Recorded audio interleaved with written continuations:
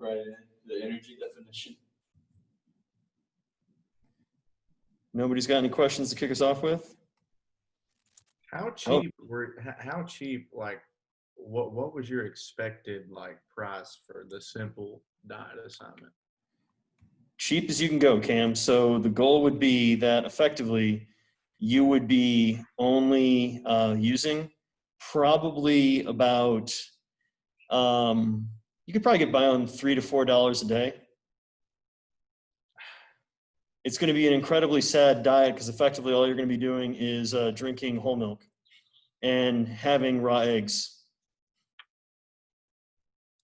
As soon as you guys showed a vegetable on there, I'm like, nope, spending too much money. That is not the cheapest diet you can get.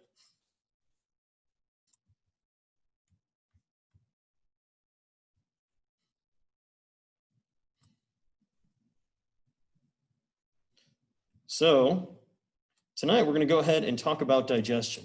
Now, while we're talking through digestion, guys, some of this stuff is probably going to maybe seem a little, I don't know if I use the term new, but things you're just not very used to. As always, feel free to go ahead and put something up in the chat or go ahead and ask me a question so I can see what's going on.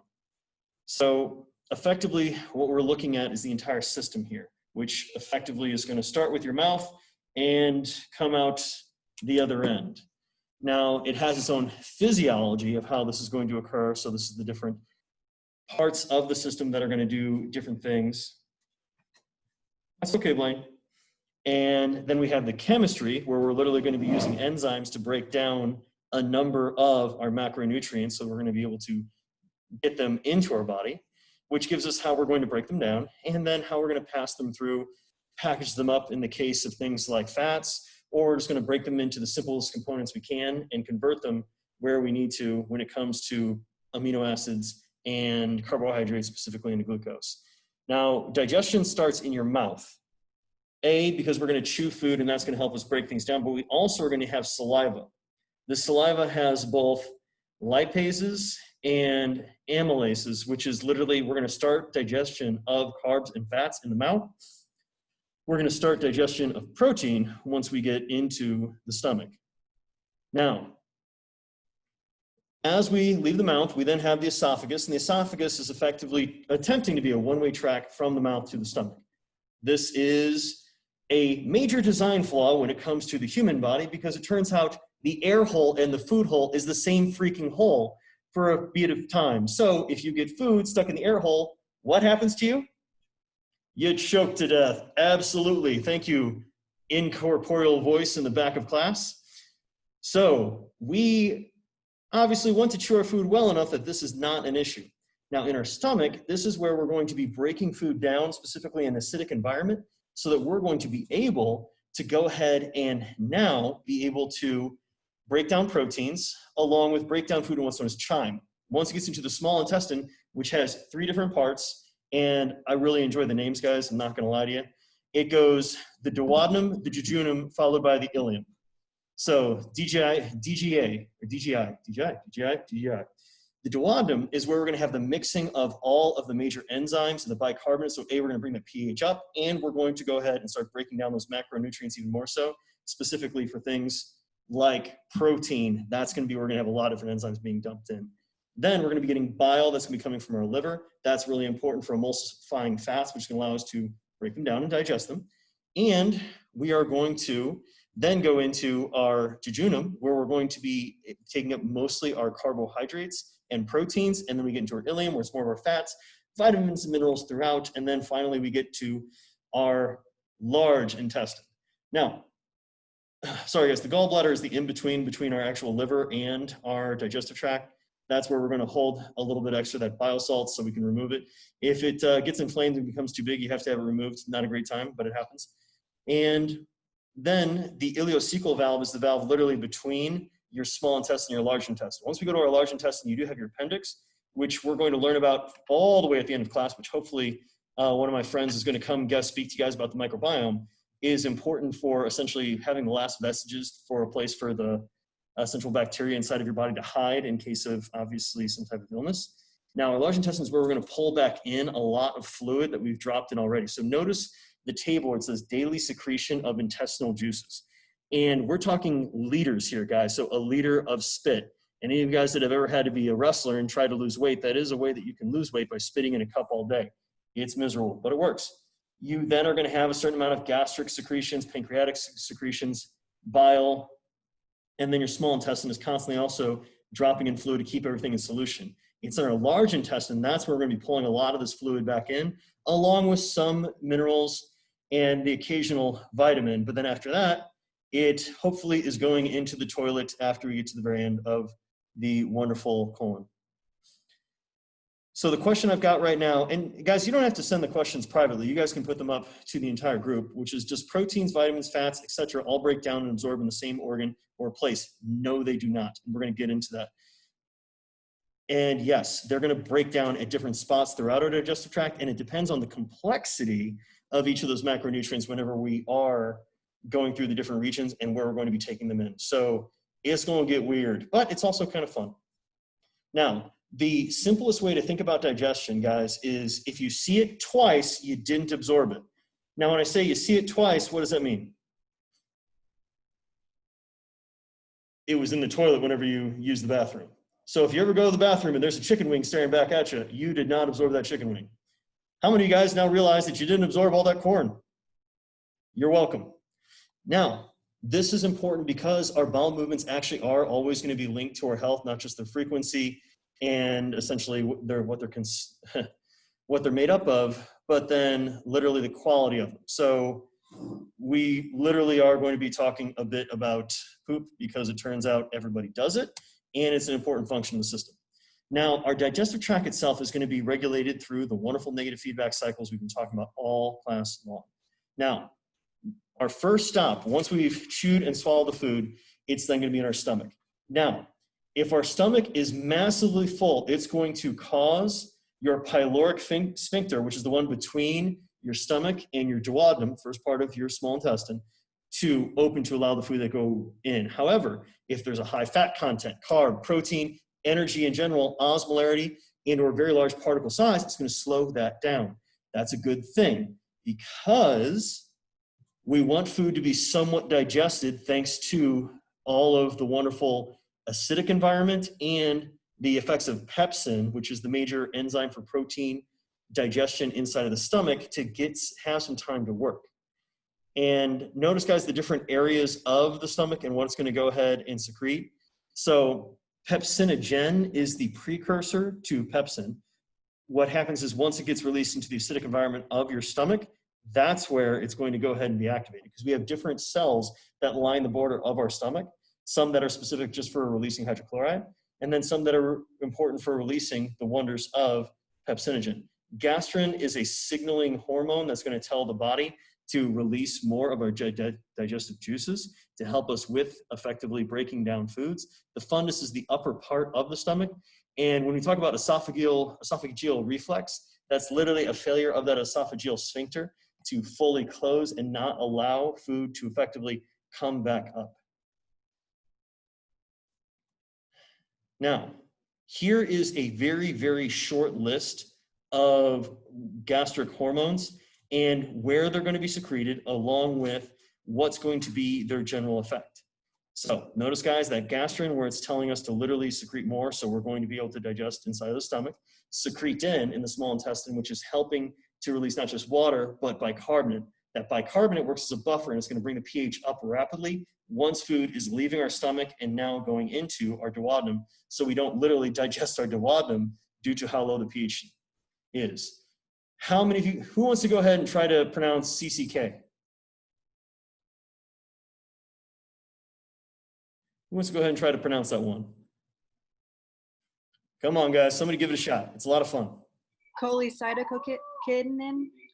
Cholecystokinin. Not bad. Cholecystokinin. Kinin.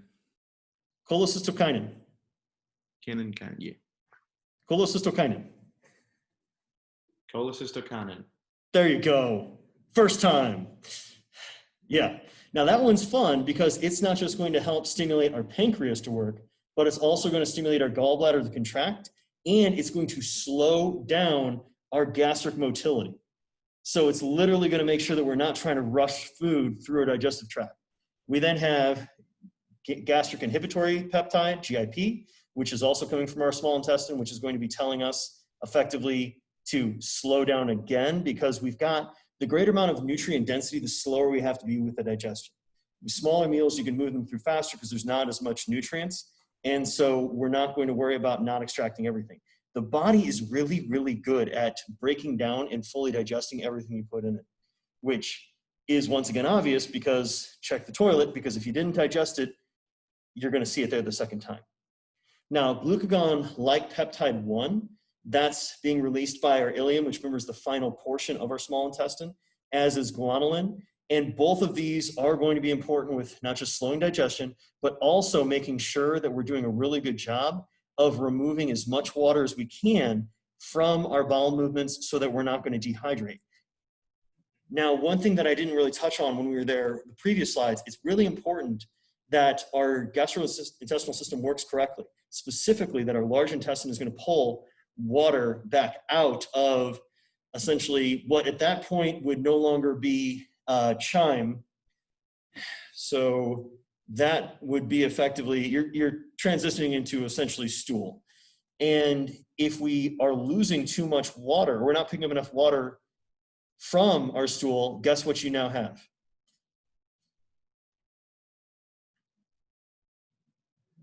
Diarrhea.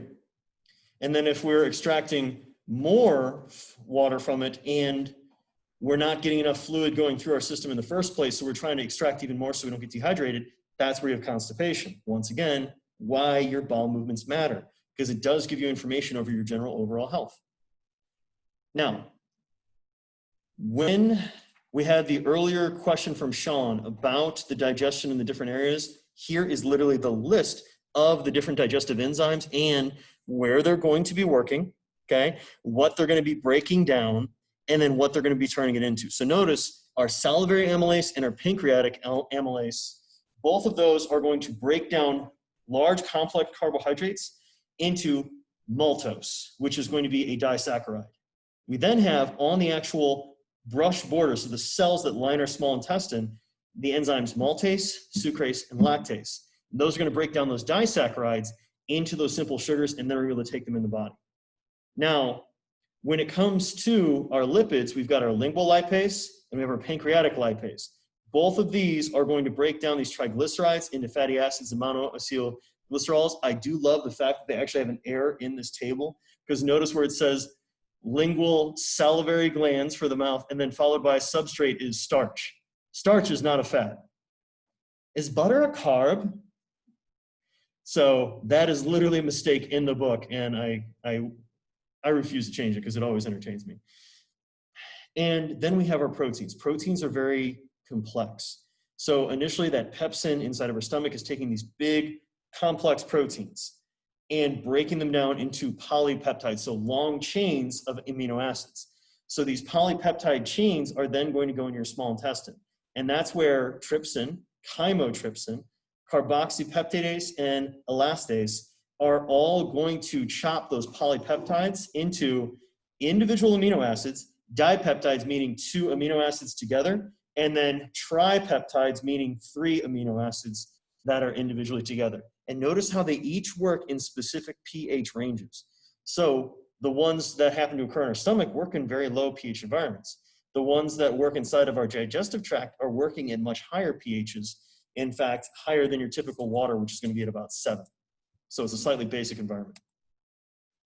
So now, as we're going through our digestive tract, specifically once we're getting to our colon, notice, guys, we have our ascending, transverse, descending, and then we have our sigmoidal colon, and then our rectum. This is where we're pulling all of that extra fluid out, our sodium, our chloride, so that we are going to effectively not dehydrate ourselves through our digestive tract.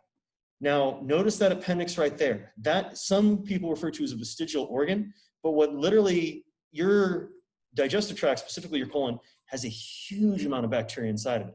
And this huge amount of bacteria inside of it is literally going to actually have a situation where if you have diarrhea, you almost kind of wash out a certain amount of healthy bacteria that naturally line your entire digestive tract, and they happen to be the highest concentrations in your large intestine. What happens is then the ones that were in the appendix don't get washed out from diarrhea. Instead, they will go ahead and now go and repopulate the rest of your GI. So it does have a purpose. Unfortunately, it can also burst, exactly, because it can start to have issues of overgrowth of bacteria and try to kill you. So pros and cons, and yet another design flaw to the human body. So what happens is it becomes inflamed, and then effectively what happens is the bacteria overgrow, and kind of like a pimple or otherwise that you get where it just grows until it eventually pops, only that's inside of you. And same thing, you can get to a point where your gallbladder bursts because you can develop what's known as gallstones, blocks it, overfills, real bad thing. My dad actually had his gallbladder removed a couple months ago. So I guess I got that to look forward to when I get older. And I'm sure you guys have all know somebody, friend or family member that has had either their appendix out or their gallbladder out. You can live without both of them. They do have purpose, but obviously they're not the end all be all. Now, one thing to keep in mind whenever we're taking in any of these nutrients is understanding what's known as osmolarity. Osmolarity is effectively the concentration of those individual ions in that solution. So think back to good old chemistry of osmosis and diffusion. Water is always going to diffuse from low solute concentrations to high solute concentrations.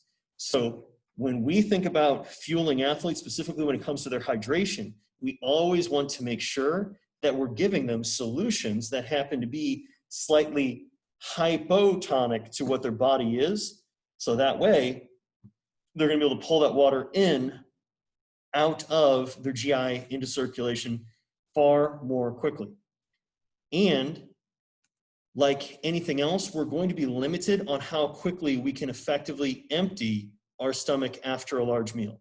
So notice in the bottom left, when we're looking at the actual fluid in the stomach, if we have fast emptying because we have that more hypotonic, you can talk about really filling yourself with the fluid and effectively being back to near empty in less than 1 hour.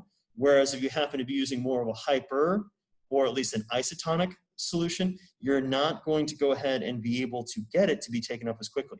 So notice the osmolarity of a number of body fluids and commercially available beverages. When you guys are looking up here, what kind of stands out to you about whenever you're trying to give somebody a fluid in order to help them go ahead and recover more quickly? Which of these are going to be better options?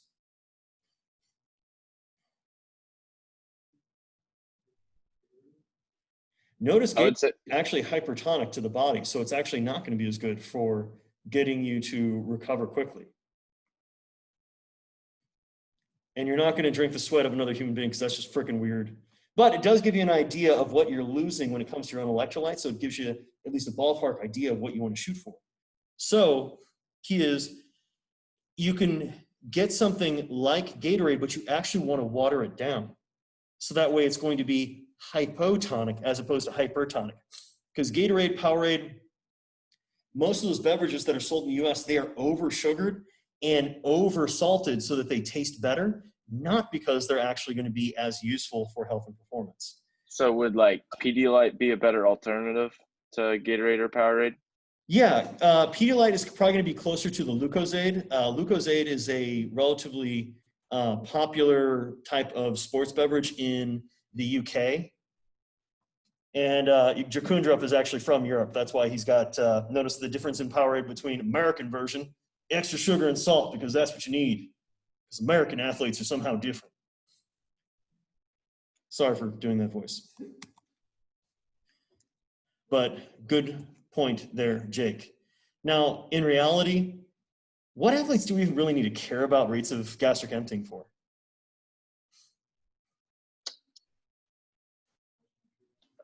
Maybe probably go out and they're just going to do the race and be done. So you're not really worrying about the fueling because they're just going to go do a one-off. And I'm sorry, what was the other part there? I was going to say, what did someone say in there? Oh, he was saying that cross-country runners. That's what I was going to say.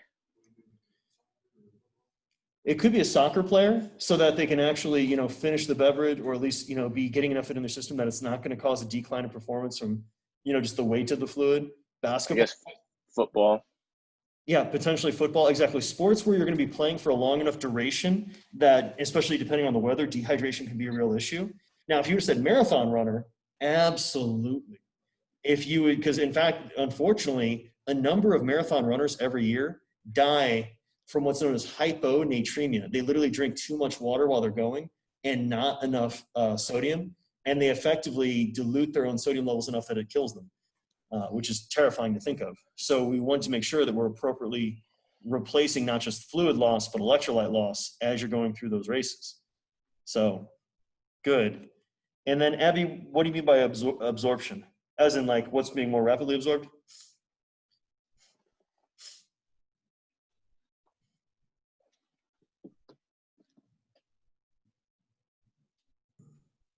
If you have rapid gastric emptying, does that affect your absorption of your nutrients? No, that's the big key. The key is how long is it going to be in your stomach and how quickly you need to clear. Because if you happen to be that athlete that has to go out and play another half, play another quarter, etc., and you just feel like you've got that bolus of fluid in your stomach bouncing around when you're running up and down the court or the field, that's going to probably make it harder to perform. So the key is, when it comes to our digestive tract, folks, we have a finite amount of surface area.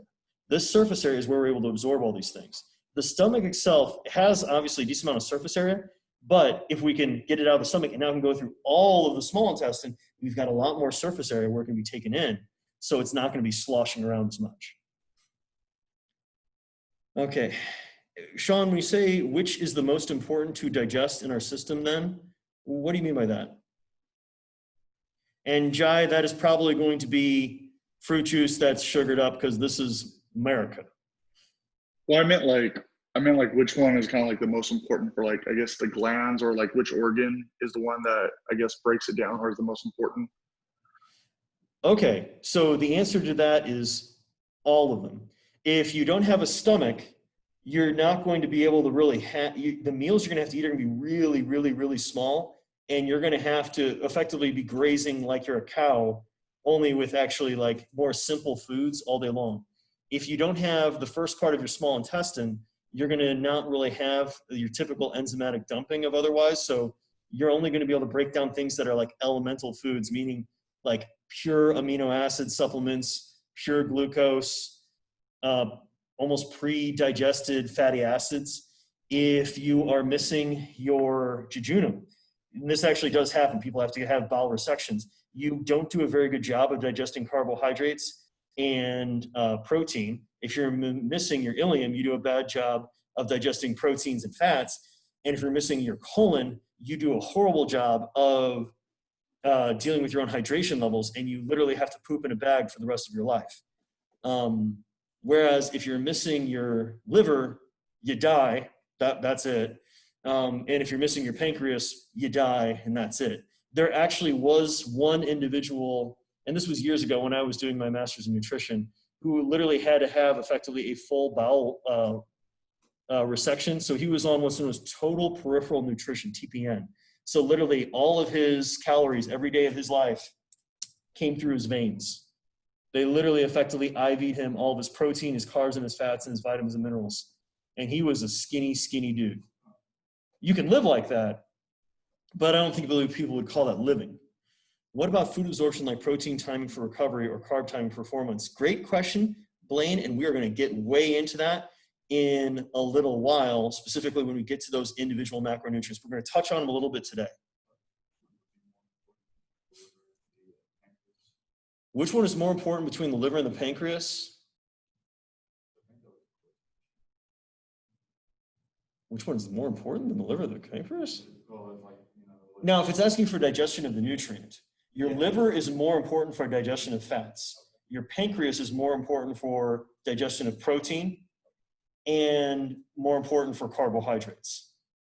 So the problem with saying like which one is more important in a like just a open-ended question, it's the equivalent of which is more important.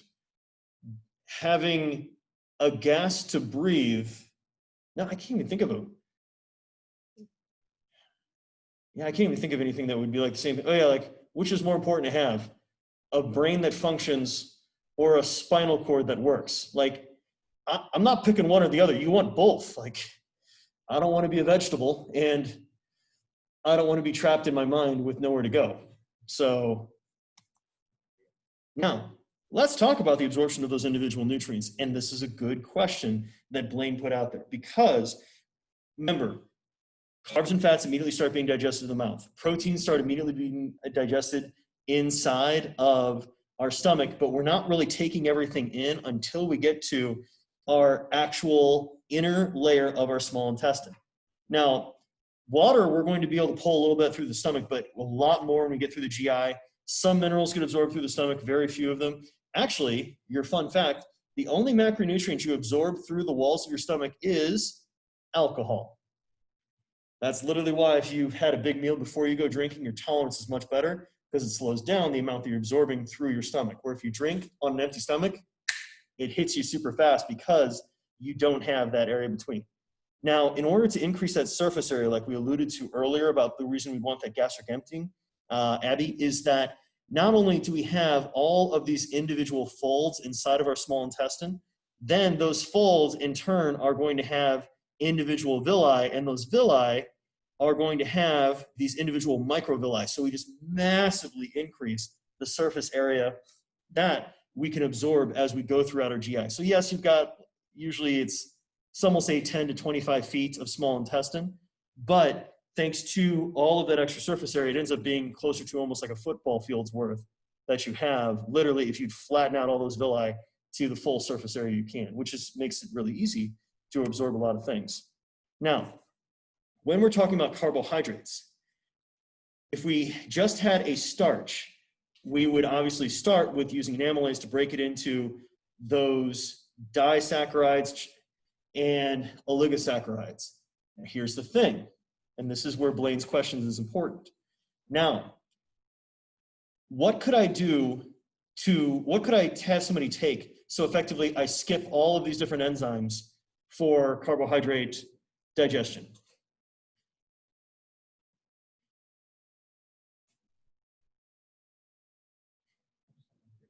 Can you repeat that one more time? Yeah, no worries. What could I give somebody and think this is an actual, like a food, a choice I could give somebody so I skip every single one of these enzymes related to carbohydrate breakdown?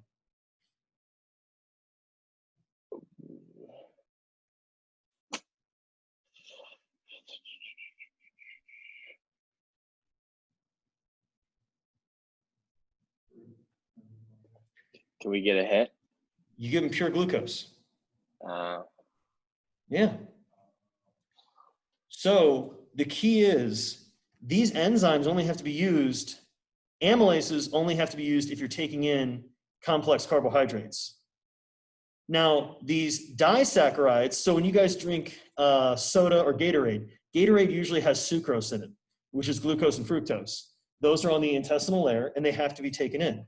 Now, the other thing to keep in mind is literally we have a transporter that's specific for glucose and galactose. Galactose is the other sugar that's going to be part of lactose, so aka from milk sugar. And then we've got a separate sugar transporter for fructose to get inside of the body. In order to get glucose inside of our epithelial cells, notice use sodium as a sym pointer.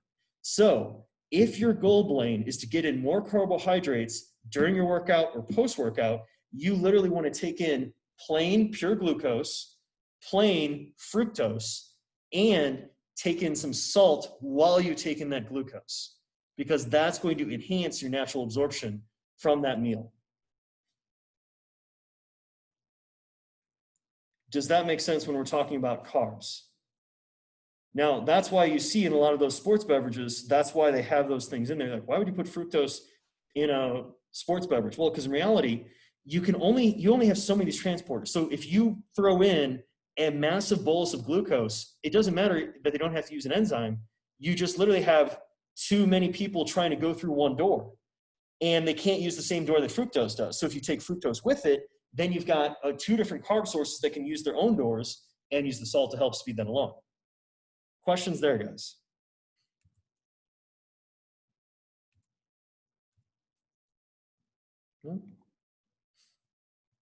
So let's talk protein. When we talk about those big proteins, so let's say you just had some beef, or my wonderful sad dinner, which I'm going to get to at some point, I did reheat, is salmon patties and white rice. Woo, bodybuilding, right? Now, the key is that salmon patty is made up of the sarcomeres of that salmon. So that's going to be actin, myosin, and myosin is a really, really big protein. So that initial pepsin from my stomach is going to break it down into tripeptides and dipeptides. Now, the tripeptides, dipeptides, and those individual amino acids can in turn be brought straight into our intestinal, our epithelial cells, and then inside of the epithelial cells, and be broken down even more so into those individual amino acids. And notice, in order to get those individual amino acids to be absorbed, you need a little bit of sodium to go with it. So if our goal is to digest a protein far more rapidly, think about what we just talked about with carbohydrates, what do we give somebody?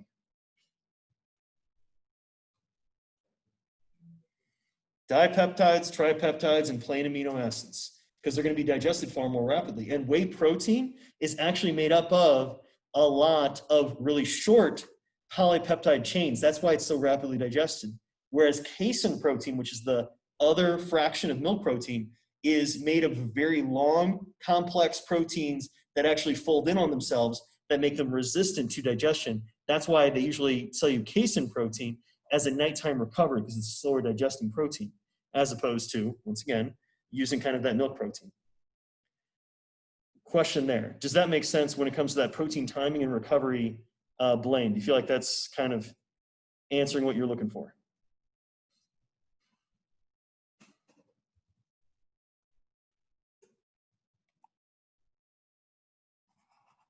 I'll take that as a maybe. Now, fats, thanks to being hydrophobic, are naturally going to make little droplets inside of our small intestine as they're going through it.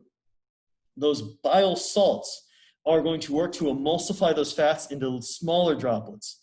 And so if you guys want an example of that, literally think about when you put dish soap into water that has oil in it. You see those oil globules split in much smaller packets, and we can go eventually into the smallest packets where the hydrophilic end is facing out and the hydrophobic end is facing in, and that's what's known as a micelle. Those micelles are actually what we take in to our body, and that's why liver health is really important for digestion. So if you're ever wondering, is my liver healthy? Am I doing okay? Well, quite simply, it's literally what's known as steatorrhea, and that's literally oil in the stool. So if you go to the bathroom, and A, it's going to smell bad if you have an oily stool, and B, you're literally going to see oil sitting on top of the water, thanks to what you've done to your GI. So this is the point in time in class where I ask anybody if they've gone through that and if they'd like to share it. And by that, I don't think anybody else, we're going to keep going. Sound good?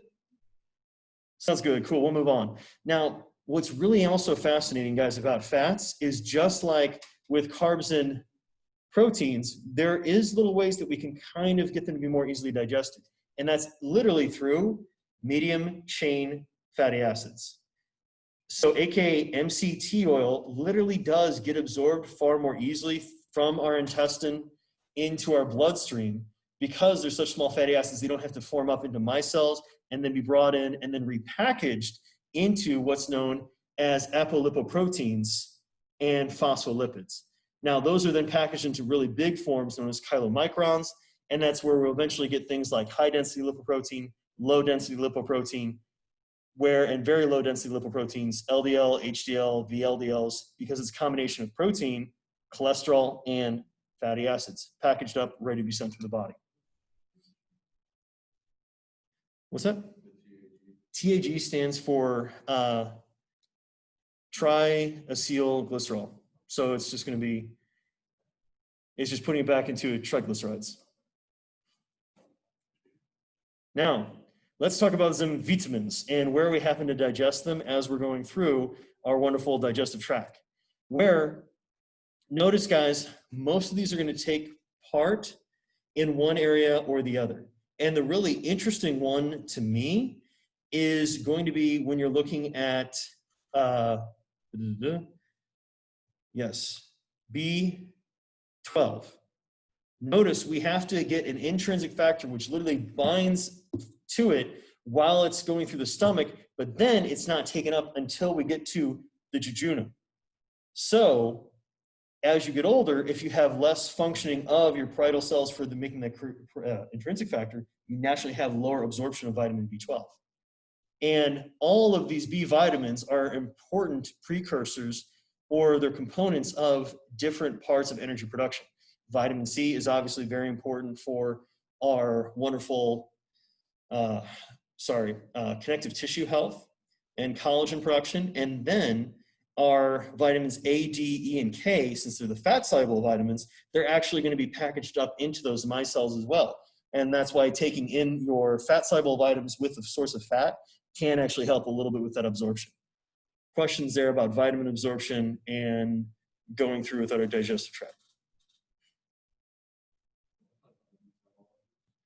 Most multivitamins will have all of these because these are the water-soluble vitamins, and it's really hard to go toxic with water-soluble vitamins.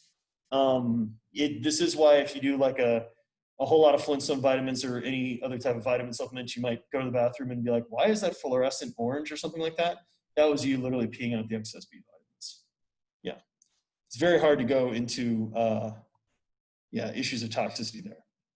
Now, remember how I talked about the bacterial levels earlier, guys, of how it's going to function depending on which area of the body that we're going through? Notice, guys, the amount, and that's viable bacteria per gram.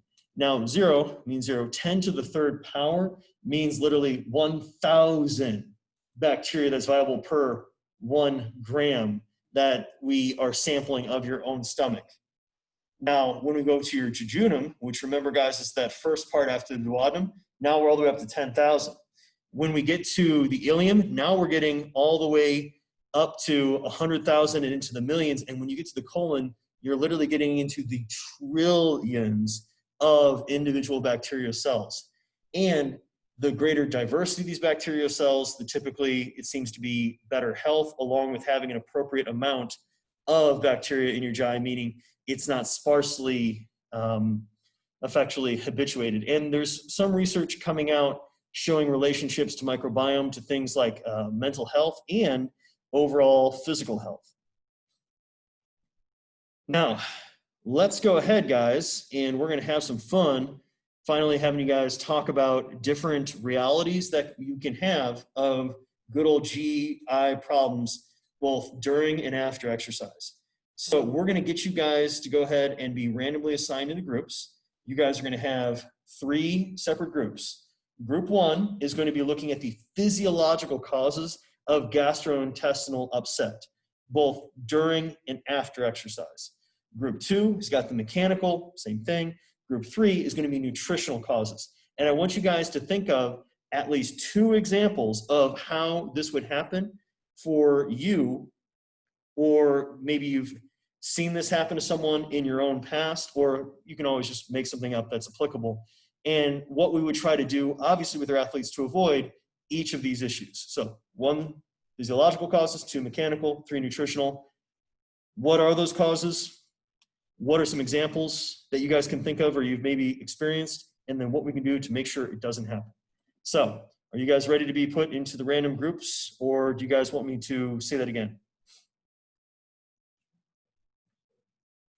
One more time. Group 1, physiological causes. Group 2, mechanical causes. Group 3, nutritional causes. And remember, we're looking at examples of each of these that I want you to give me, and things we can do to make sure that doesn't happen in the first place.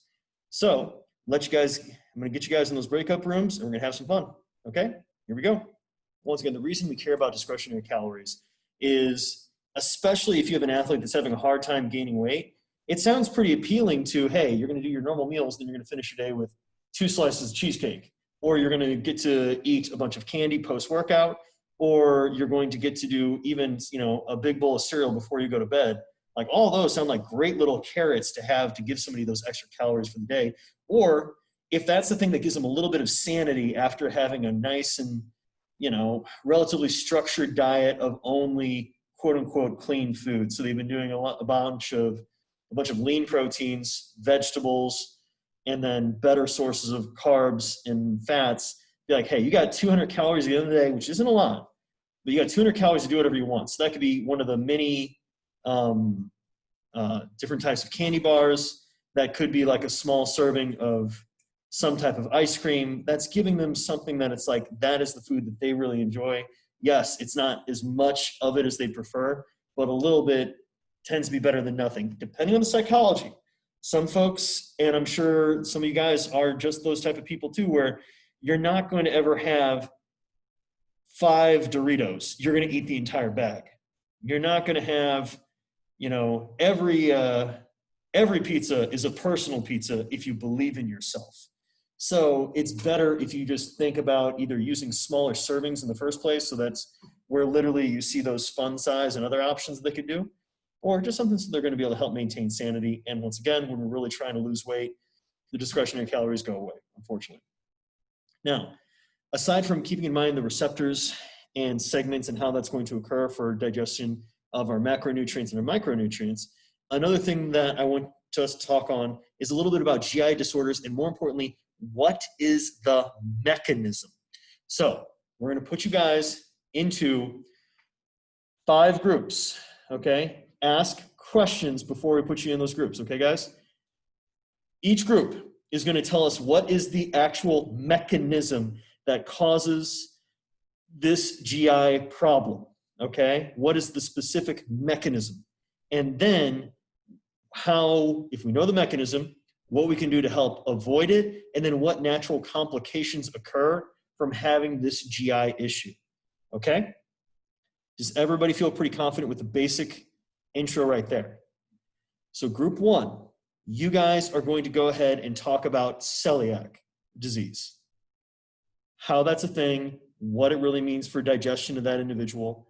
And I want you guys to bring up a little bit of the natural effects of losing effectively the good adherence between the intestinal lining, which causes gaps to occur and causes some other inflammation. That's going to play into IBS and the rest. Next one is going to be inflammatory bowel syndrome, IBS, group 2.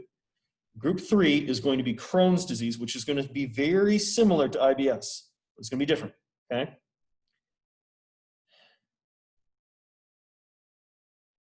Yes, absolutely, Emily. Those are the 3 questions I want you guys to answer as a group. No, thank you for putting that up there. It's good so your classmates can see that and they can copy it and be ready to go. Group number 4, you guys are going to have a small intestine resection, not a full small intestine resection, but you guys can look up resection of the ileum, resection of the jejunum, and how that's going to affect that person's health. Okay? And then group 5, you guys are going to have a large intestine resection, and what that means for the individual, what it's going to, how it's going to affect their life, and so on. So, celiac disease, irritable bowel syndrome, Crohn's disease, small intestine resection, large intestine resection, and it's going to be random again. Does everybody, if you have questions, please unmute yourself or throw up a question mark in the chat right now.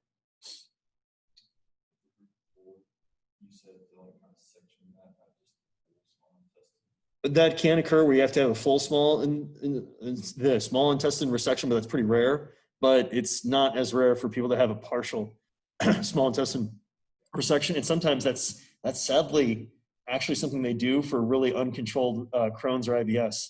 They just have one segment that just keeps getting thrown. They'll actually just remove it. Yeah, it's not. Oh, it's not good. It's not good. Look at you guys killing it. Okay, so if there's no questions, guys, we're going to have you guys into, we need to recreate this.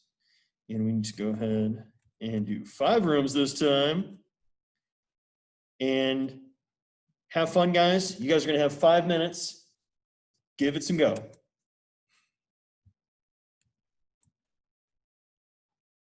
So let's go ahead and break down the joys of this, of having, oh, wow. There you go, Zach. Good work. If you have celiac disease, eating gluten triggers an immune response in your small intestine. Over time, this reaction damages your small intestine's lining and prevents it from absorbing some nutrients, malabsorption. The intestinal damage often causes diarrhea, fatigue, weight loss, bloating, and anemia, and can lead to serious complications, and it shrinks the villi. Now, another component is it actually causes the actual, in the your cells of your intestines to start to, instead of being right flush with each other, open a little bit, which allows certain proteins to leak into your bloodstream. When those proteins leak in your bloodstream, your immune system freaks out because it's not used to seeing big proteins that aren't hormones or other things your body naturally produces. So they'll attack that, and sometimes by creating immunoglobulins to it, they effectively create your own or their own autoimmune disease, which then that attacks another organ in the body, and then you can have yourself a myriad of problems from rheumatoid arthritis, Hashimoto's, diabetes, MS. All of those is when your immune system is fighting parts of you because it's misidentifying things. So great start. IBS group, you're up. Oh yeah, also don't eat wheat. There you go. That's the big thing. This one's the easiest one to avoid. Avoid any products that have gluten in it. So IBS group, talk us through it. Okay, so like for the diet part, you can avoid too much fiber, fried and fatty foods, carbonated drinks, or diuretics. Good. Now, what's the major mechanism that's causing IBS in the first place, though? A lot of it said it was like either inflammation or infection of your GI tract that could cause it. Good.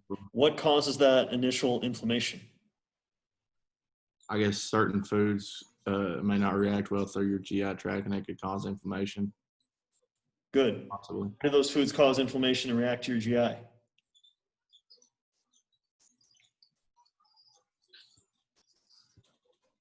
I saw that it was foods high in sugar and highly acidic foods. Mm-hmm.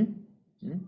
And that just they can just potentially cause a bit of an insult to the area. Maybe it's overwhelming. But in all seriousness, guys, with IBS and Crohn's, we know they exist. We know that there are issues. There seems to be a genetic component. There seems to be some interactions with things like selenium and zinc. And we'll talk more about that later on in the class, but we don't fully understand why it happens. We just know it happens. So, but you're right. They've got to figure out the foods that are going to set that off and make sure it doesn't, because otherwise, aside from GI upset, malabsorption. Crohn's disease. How's that even different than IBS? Whenever you guys are ready, give it some go.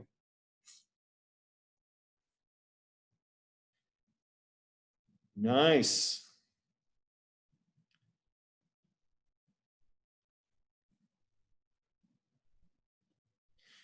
Great job, April. It's going to be giving a lot of issues with malabsorption. So, living a healthier lifestyle, not smoking, not drinking, and trying to do your best to, minimize stress and otherwise so you can effectively, live a normal life. But the true, here's the insult that causes this and causes it to be an issue. We know it happens. We know you can control it somewhat, but we don't fully understand why it happens in the first place. So, good. Now, let's go ahead and talk our way through about having a small intestine resection. What's going to happen there, guys? Okay, so pretty much what we talked about is it's typically done when there's a part of your small bowel that's blocked or diseased, meaning that, cancerous, bleeding, hernia, infection, stuff like that. It's very common for people with Crohn's disease to have this done, just with the links of the malabsorption of proteins and carbs and other things, depending on where the blockage is. Yeah. There's not really a clear fix, as there's many reasons why it occurs, but some things you can do to lessen the effects that are caused by your small bowel are preventing smoking, healthier diet, lessening stress, things like that. Oh, good job. And unfortunately, depending on what part of the small intestine you have resected, you can have more issues with some of those specific vitamins and minerals than others, just based upon the area of which we take them up. So great job. And then last but not least, unfortunately, if you have to have your large intestine resected, what's going to be your issues there?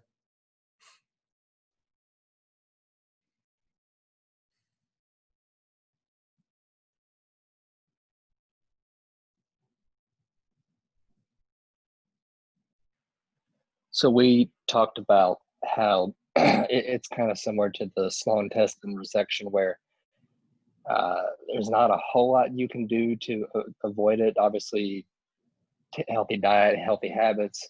But for the most part, if you're having your large intestine taken out, there's probably a reason, like cancer, a lot of bleeding, potentially hernias, all that kind of stuff. And then we also looked at foods to avoid after after surgery, and you most want to avoid eating things that are high in fiber, nuts, seeds, peanut butters, tougher meats, things with lots of oils, some fruits and vegetables, those type of things. You can have issues with electrolytes just because of that lack of absorption and the larger amount of bowel movements. Part of your large intestine or your small intestine will start to take on some of the properties of the large intestine, so it'll slow things down a little bit, but it's still obviously not going to be optimal.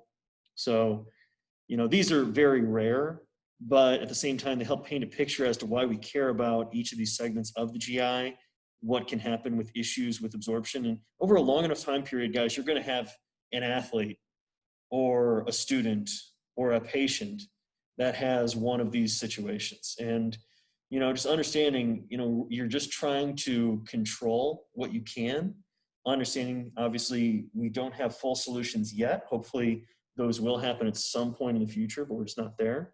And then, having a healthy respect for the joys of science. Now, next week is your first exam, so we're not going to meet.